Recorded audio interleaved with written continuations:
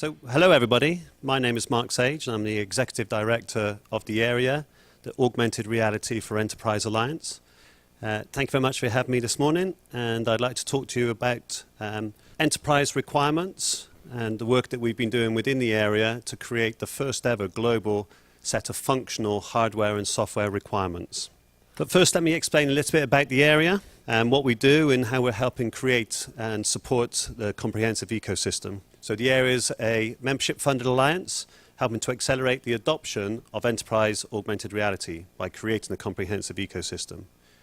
It was being created about 2 years ago by a number of innovative companies aspiring to invest in augmented reality. And when they got together, they wanted to better understand the tools available, the application possibilities, and the methods of implementation, and more importantly, return on investment.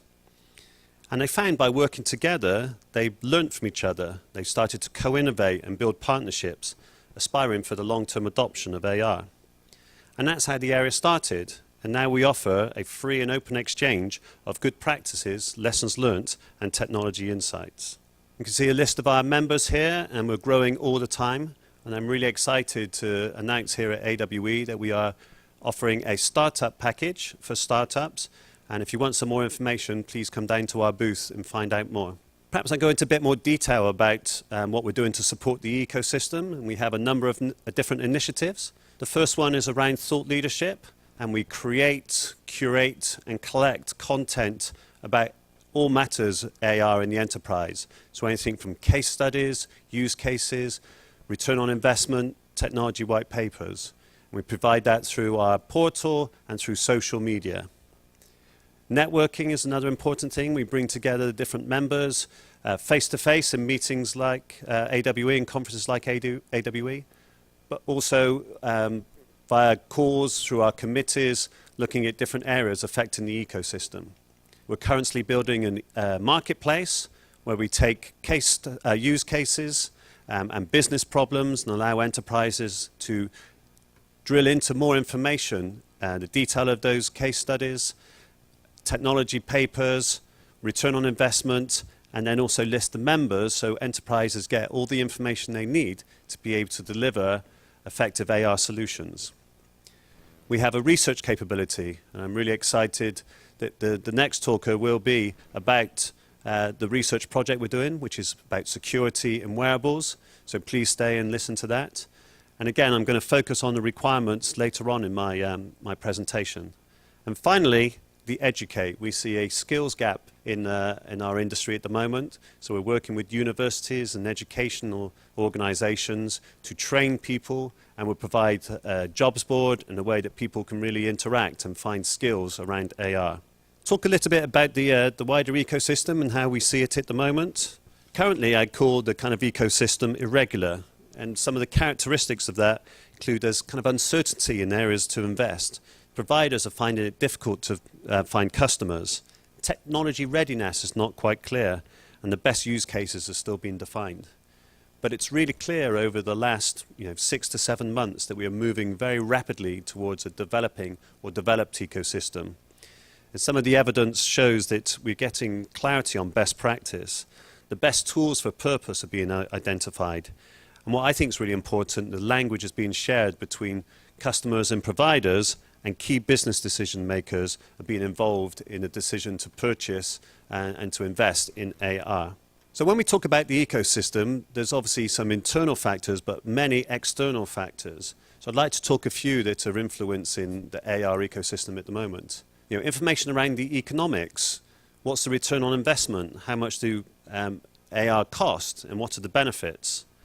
The technology, what's the best solutions? How do we bring together a number of different technology providers and solutions to make an end-to-end service? I think there's more information needed and more research done on the social side, what it means to the workforce, what it means from health and safety and other parts within the organization. And the area is really trying to lead some of those, if you like, business conversations. And then from a macro perspective, what the government's doing and what the competition are doing to help push forward this whole ecosystem.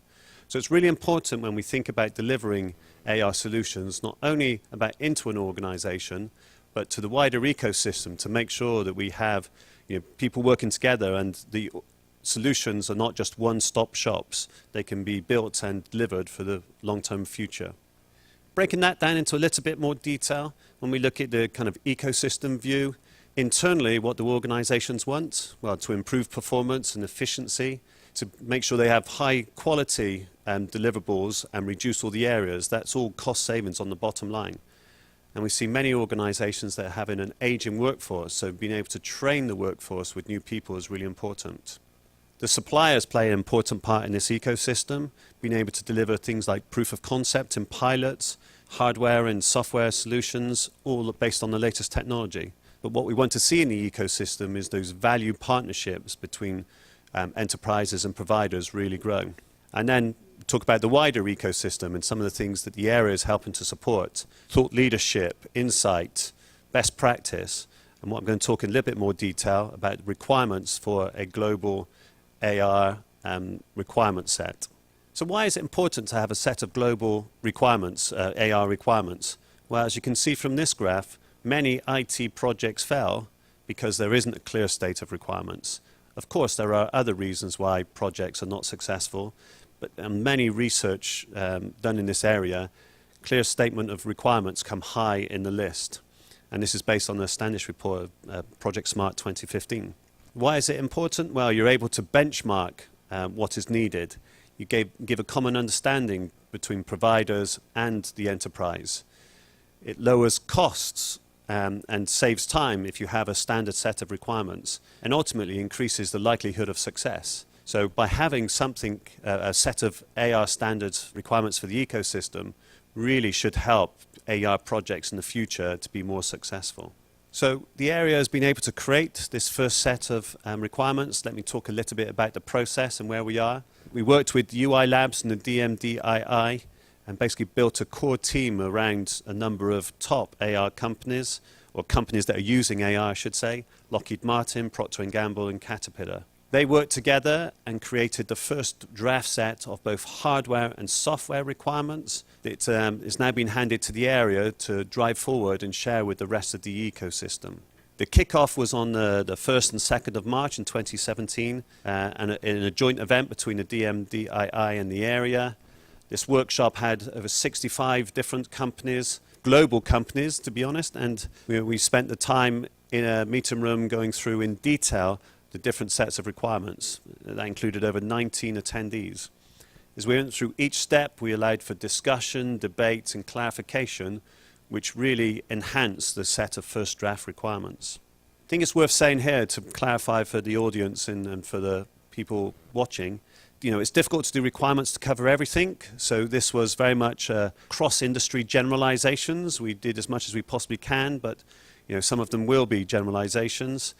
Only focusing on industrial-based requirements, manufacturing, construction, field of service, things like that. And also it was very clear, we made it clear in the workshop that some of these requirements cannot be delivered straight away. They are benchmarked, they are worked towards.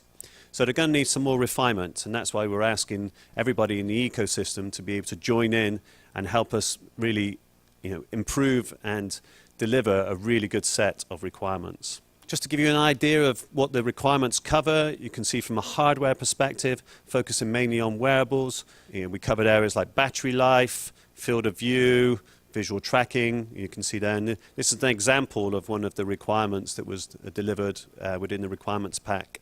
Similarly with software, authoring, deployment of AI, there's a whole raft of different areas, and we try to be as comprehensive as possible in covering the different requirements groups that are needed to make a substantial and comprehensive set of AR requirements.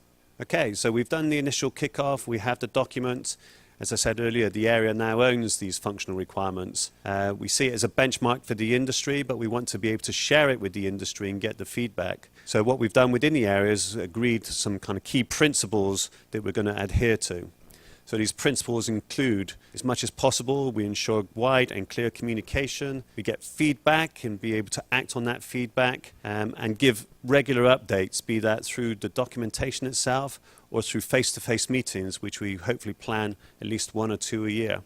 This is kind of a summary of where we are at the moment, and it's really important we understand the benefits. So to understand influence and impact the AR ecosystem requirements, giving everybody an opportunity to add to it. So if you want to be able to influence these requirements, you can obviously do that by making comments, but the area will be responsible for the upkeep and the changes within the requirements. So if you're interested in becoming a member, you can either come and see us at the booth. To give you an idea of the different types of level of membership, we have sponsor members, which gives you a seat on the board and full kind of decision-making support. The contribution members get access to all of the content and the information, but again, do not sit on the board. And then we also have a level for non-commercial and academia level membership, which we think is really important to make sure we get the latest thinking in AR. And also we talked about the startup package as well. So if you have any questions, please feel free to come and see me. We're in booth 121. Be really interested to talk to you. Okay, that's kind of wrapped me up. I've ran through that pretty quickly, but I didn't really want to go through all of the requirements because that would be very boring. But hopefully it gives you an idea of where we are. If anybody is interested in working with that, to review them and things like that, we are just at the moment, they're in PDF format, but we're going to be delivering them in more of a way that you can individually comment on requirements, comment on individual requirements, and then have some tools in there that will allow you to download particular ones. We've also talking with the committee about a number of mini projects that will be identifying which which requirements reflect particular use cases. So you can download for a particular use case what the requirements would be, and also looking at projects to say what's the projects like looking at where the current status is of requirements.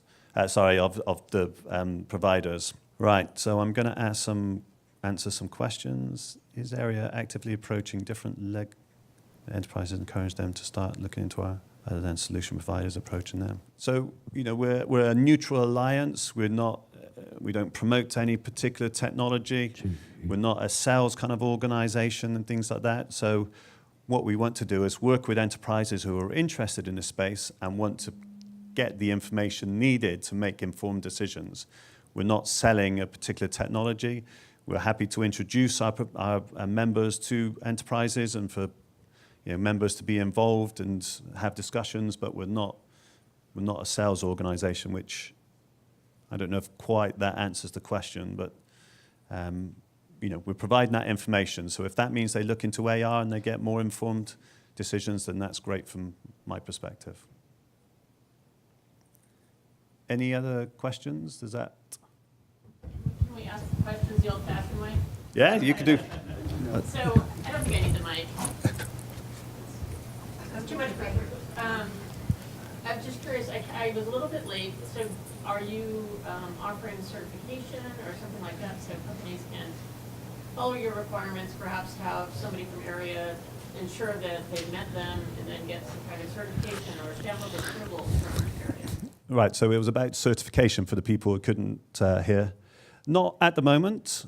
If the members believe that's a good way to go forward, then yes, absolutely we could do. But at the moment, it's more about trying to define the requirements for enterprises rather than being a stamp to say that you've actually delivered them. Okay, there's more pre-work to be done before we get anywhere near that stage. Any other old-fashioned questions? No. Okay, thank you very much.